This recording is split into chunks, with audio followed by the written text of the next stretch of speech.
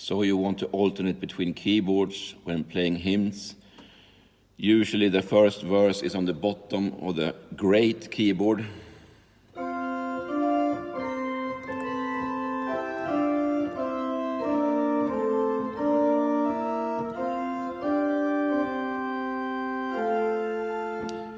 And the second verse is on the top of the swell keyboard, which is much softer usually.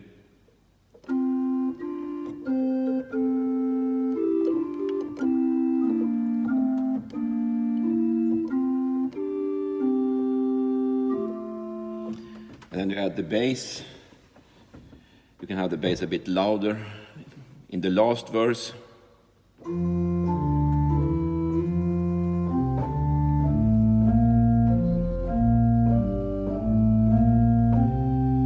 Thanks for watching.